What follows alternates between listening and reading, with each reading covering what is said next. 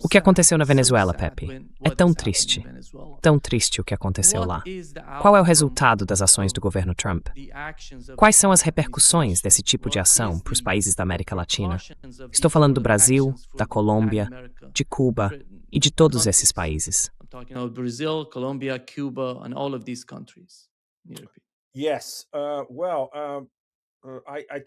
Sim, bem, eu falei sobre isso em um podcast anterior, e se eu fizer outros esta semana, será a mesma coisa. Provavelmente vou conversar com os chineses esta semana. Vou enfatizar o tema número 1 em relação à América Latina e à América do Sul. As ruas da América do Sul, Nima, e todos vocês, nosso público, as ruas da América Latina estão unidas. Não passarão. As elites da América Latina, essa é uma história completamente diferente. Especialmente a elite compradora quinta coluna na Venezuela. Mas isso, eu diria, se resume a 2 ou 3 bairros de Caracas, porque a maioria deles está exilada, principalmente na Flórida.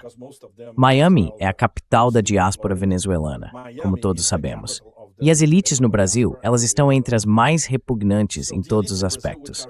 E eu conheço essas pessoas por dentro. Cresci com elas.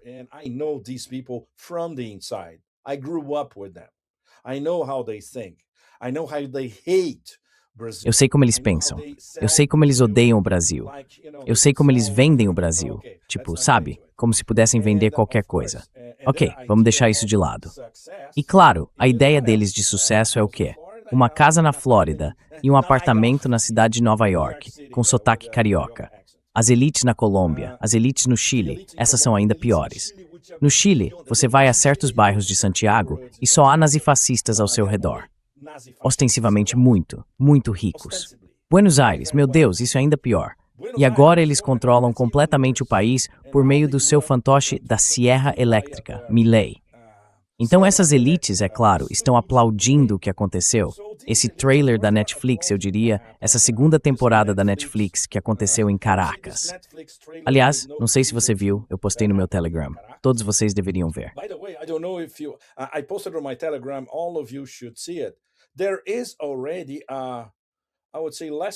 Já existe, eu diria, uma renderização de inteligência artificial de menos de 2 minutos do que aconteceu em Caracas, seguindo o roteiro americano e feita por um cineasta venezuelano. Ou seja, ele comprou completamente a narrativa americana.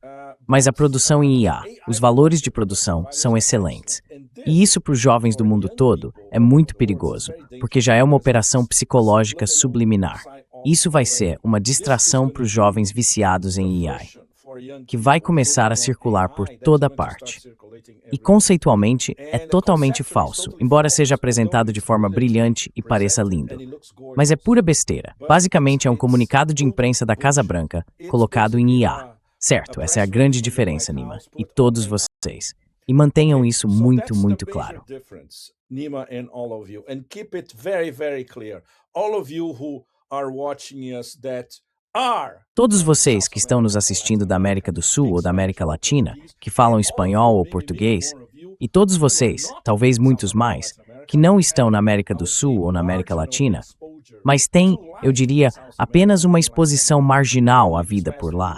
Não apenas nos últimos anos, mas nas últimas décadas. Essa dicotomia entre as classes trabalhadoras, os camponeses, o sentimento popular em toda a América Latina e suas elites absolutamente repugnantes é um dos abismos mais marcantes da história da humanidade, de fato. E não estou sendo hiperbólico aqui.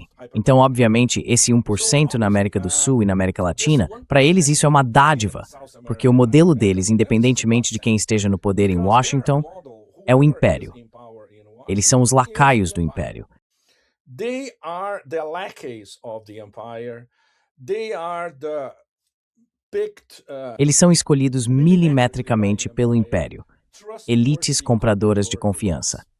Você mora no Brasil, Nima. Sabe muito bem de que tipo de gente estou falando. O velho dinheiro do Brasil. O quê? 50, 60 famílias. Dinheiro antigo que existe há 200 anos, em sua maioria concentrado no sul, embora também haja algumas no Nordeste.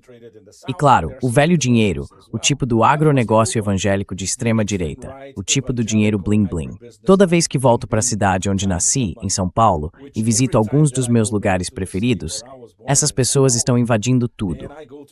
Mas elas também têm os próprios lugares, que são nojentos. E se não são, elas os tornam nojentos com sua ostentação bling-bling.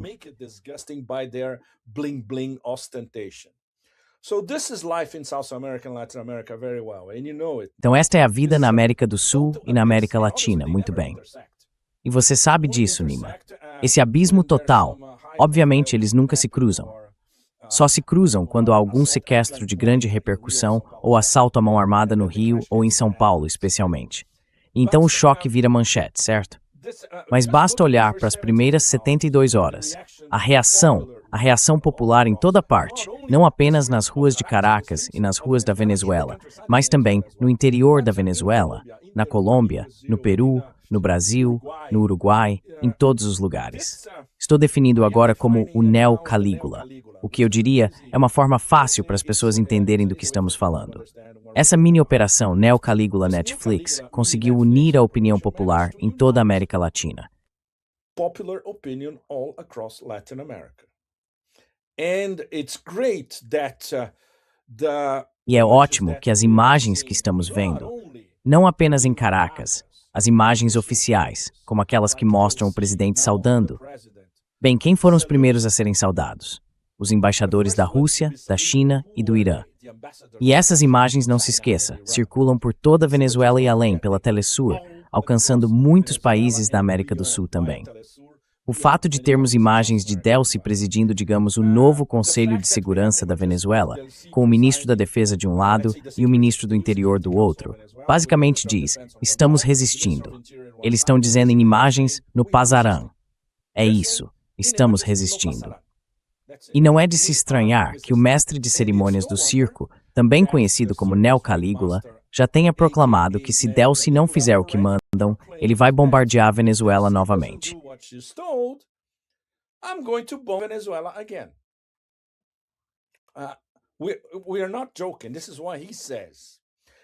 Não estamos brincando. É isso que ele diz. E se você viu a performance dele ontem, que foi transmitida ao vivo quase em todos os lugares e está por toda a internet, você sabe que estamos lidando com um indivíduo profundamente perturbado, um narcisista megalomaníaco totalmente fora de controle. Em muitos aspectos, Nima, e todos vocês, essa operação foi para alimentar o próprio ego dele, sem se importar com quaisquer consequências geopolíticas, geoeconômicas, diplomáticas ou humanitárias, sem falar na violação do direito internacional. Porque esse sujeito nunca pensa em termos de limites, bom senso ou respeito pelos outros, seja quem for o outro. Ele só pensa de forma megalomaníaca em si mesmo, em sua imagem refletida em uma poça lamacenta, onde ele fica olhando para o próprio reflexo sem parar até se afogar. E ele está se afogando repetidas vezes.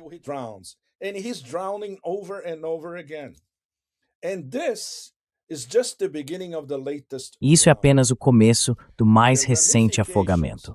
As ramificações de pela primeira vez os Estados Unidos bombardearem uma capital sul-americana. Isso é inédito. Os Estados Unidos sequestrarem o chefe de um governo em exercício no sul global. Não apenas na América do Sul, na América Latina, mas no sul global. Isso já é algo sem precedentes. Então veja, as repercussões serão de muito, muito longo prazo. Estamos apenas no começo. O trem ainda nem saiu da estação. Nima, ainda estamos na estação, olhando ao redor e dizendo, certo, a que horas o trem vai partir? Então, antes que o trem saia, vamos verificar se fizemos tudo o que precisávamos, se nossa bagagem está a bordo, etc. Então agora temos algumas...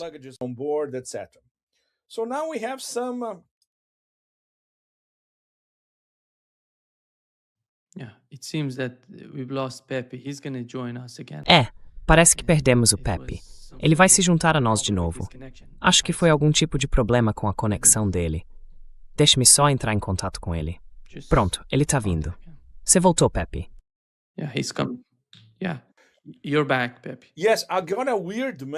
Recebi uma mensagem estranha dizendo que eu precisava recarregar o site. Isso é muito, muito esquisito. Eu não fiz nada, e então essa mensagem apareceu e nossa conexão foi interrompida. Então, ok, desculpem, pessoal. Mais uma vez, somos as vítimas aqui. Once again, we are victims here. Ed, não sabes carry Dassen. We know who's doing this, especially because this is a Exatamente. Nós sabemos quem está fazendo isso, especialmente porque se trata de comunicação entre o Afeganistão e o Irã. Então, ok, sabemos mais ou menos como tudo se desenvolveu, e isso é extremamente problemático. Sabemos os nomes de algumas das pessoas que realmente traíram Maduro. Desde o início, no nosso contexto venezuelano, sabíamos que havia pessoas da equipe de segurança dele. Mas um deles agora foi identificado pelo governo interino do DLC, o general Tabata. Esse cara é o diretor de contra-inteligência militar, então é alguém de alto escalão também. E sim, dinheiro da CIA, como acontece em todo lugar. Vimos muitos exemplos no Afeganistão, na Líbia, no Iraque, em qualquer lugar, na Síria. E é muito dinheiro, então eles podem comprar praticamente quem quiserem. Não foi apenas esse círculo fechado da equipe de segurança, foi muito, muito mais alto.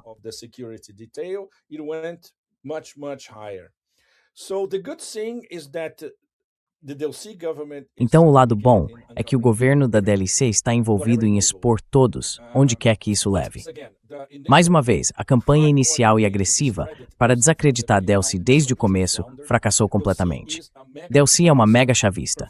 O pai dela foi um revolucionário morto pelos americanos, então Delcy nunca vai trair a Venezuela. As duas figuras principais do lado dela, isso é muito mais complicado. Padrino, o ministro da Defesa, e Diosdado Cabello, o ministro do Interior. Ainda há dúvidas sobre o que eles sabiam e se sabiam de algo que facilitaram. Isso ainda não está claro. Por enquanto, isso nos dá uma ideia de coesão no topo do novo governo interino. Rússia, China e Índia não estão intimidadas. Muito, muito importante.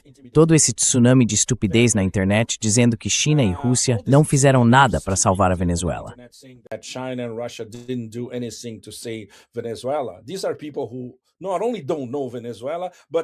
Essas são pessoas que não apenas não conhecem a Venezuela, mas acima de tudo, não sabem nada sobre a Rússia e a China.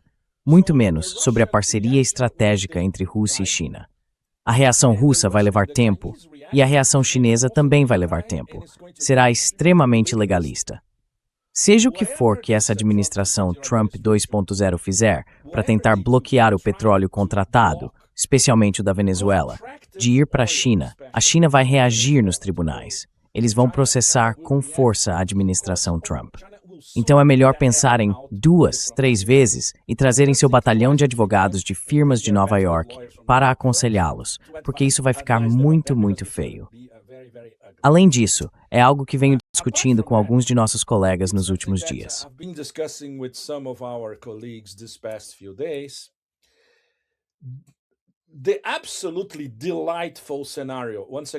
O cenário absolutamente delicioso. Mais uma vez, deixe-me enfatizar para todos vocês, este é um cenário muito plausível, é que tudo isso faz parte de uma armadilha muito elaborada e sofisticada, montada pela Rússia e pela China para capturar o narcisista e megalomaníaco Neo Calígula.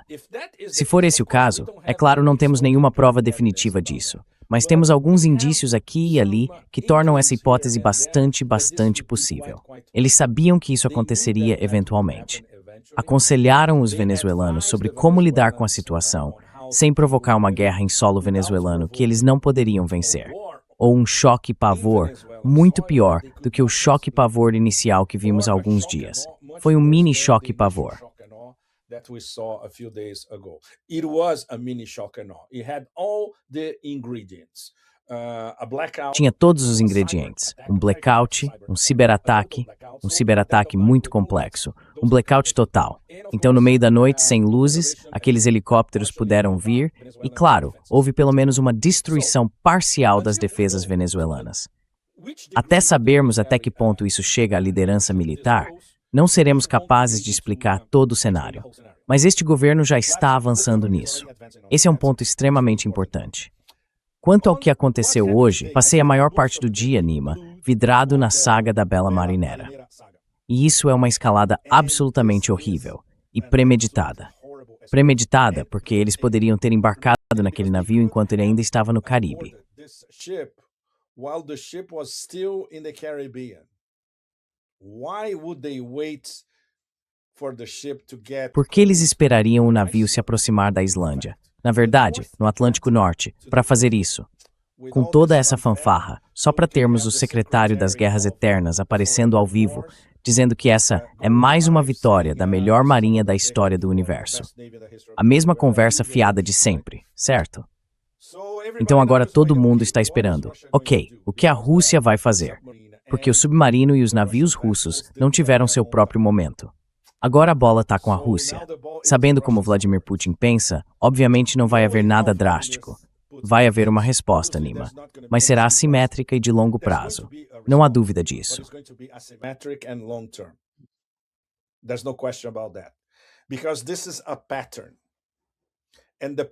Porque isso é um padrão. E nesse padrão, temos 3 grandes acontecimentos ocorrendo em questão de dias. Número 1. O ataque com 91 drones ao centro de comando de Novgorod das forças nucleares, que também é uma das residências do presidente Putin. Como todos já sabemos, o adido militar americano foi chamado ao Ministério da Defesa em Moscou e recebeu provas de que os americanos estavam por trás desse ataque. Informações de inteligência, mapeamento, imagens de satélite, vigilância 24 horas por dia, o que quiser. Portanto, podemos supor que, neste momento, isso já está não apenas na mesa do Pentágono, mas também na mesa de Trump. Número 2. A operação de 30 minutos no estilo Netflix para sequestrar Maduro. Totalmente ilegal em todos os aspectos que se possa imaginar. Totally illegal in every aspect you can imagine. And number 3, what happened today to the Bella? E número 3. O que aconteceu hoje com o Bella, que mudou sua bandeira, começou a navegar sob bandeira russa e agora está sendo mantido como uma embarcação russa, não iraniana, venezuelana, ou seja lá o que for. O navio saiu do Irã, foi para a Venezuela e quando estava saindo da Venezuela foi intensamente perseguido pelos americanos. Toda aquela sopa de siglas de estupidez o seguia, incluindo a Guarda Nacional ou algo assim. Certo, então agora temos uma embarcação com bandeira russa capturada em águas internacionais, neutras, no Atlântico Norte. Como a Rússia vai lidar com isso? Quando juntamos esses 3 fatos, o que isso nos diz? Você não precisa ser nosso grande amigo Alistair Crook, que provavelmente foi o primeiro a decifrar o que estava acontecendo, mesmo antes de Maduro ser sequestrado. O que aconteceu em Novgorod? Isso mudou o jogo. That was a game changer. And especially because the Russians E especialmente porque os russos imediatamente juntaram todas as peças e reuniram as provas necessárias. E Alistair foi o primeiro. Lembro-me de ter feito uma postagem há alguns dias, basicamente uma postagem muito rápida, dizendo que para todos os efeitos práticos, as negociações entre os Estados e a Rússia estão agora mortas. Alistair, quando conversou com o juiz Knapp ontem, se não me engano, apresentou todos os detalhes de como isso se desenvolveu e chegou à mesma conclusão. Suspeito que a maioria de nós, analistas independentes, esteja chegando à mesma conclusão. Essas negociações, para todos os efeitos práticos, desde o início foram um kabuki, e agora o kabuki foi revelado. Estão mortas. A questão é como a Rússia vai proceder daqui para frente.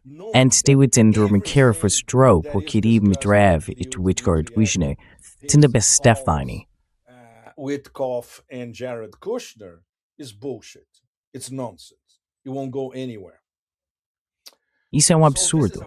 Não vai dar em nada. Este é um desenvolvimento muito sério, porque em termos de confiança, depois do que aconteceu em Novgorod, depois do ataque a um aliado russo muito próximo e depois do que ocorreu hoje nas águas do Atlântico Norte, sobre o que há para conversar? Que medida de confiança pode ser estabelecida depois disso? É absolutamente impossível. Então, mais uma vez, a paciência taoísta de Vladimir Putin, Sergei Lavrov e de todos os outros será posta à prova, porque é preciso responder a todos os 3 de uma forma que envie uma mensagem a Washington. Vejam, nós sabemos exatamente o que vocês estão fazendo. O jogo de vocês está cristalino. Então, tudo bem, este é um. Vamos dar a vocês, digamos, uma amostra do que pode acontecer se continuarem a agir dessa maneira.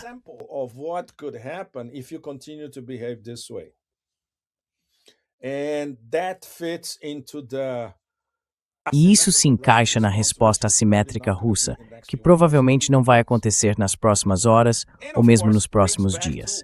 E claro, isso nos leva de volta ao que já estávamos discutindo há alguns dias, o mantra de Lavrov. A OMI será decidida no campo de batalha.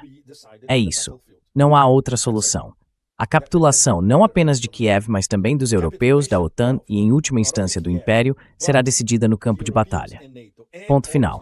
Então, estamos entrando em outra fase da OMI agora, uma OMI transformada em operação antiterrorista, sem fim à vista.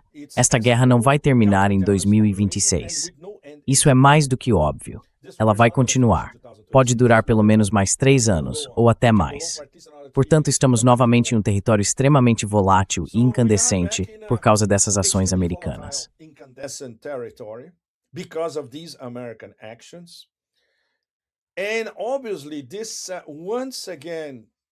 E, obviamente, isso mais uma vez deixa muito claro para todos nós que aqueles que realmente controlam a máquina do governo e do Estado nos Estados Unidos, as pessoas nos bastidores, as que comandam o espetáculo, as que de fato dão ordens a Trump para fazer isso ou aquilo, ou dão ordens a seus aliados no complexo militar industrial, na CIA, nas agências de inteligência, no Conselho de Segurança, na mídia, na academia, nos think tanks, etc. São eles que dizem, esta é a narrativa de propaganda que vocês têm que divulgar e estas são as ações que devem seguir. Isso não mudou substancialmente e não vai mudar.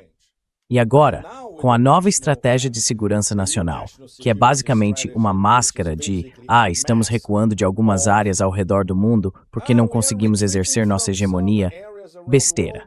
O que essa INSS realmente está dizendo é, vamos impor nossa hegemonia, privilegiando 2 áreas, é claro, mas não recentemente planeamos por se responde em todo o planeta.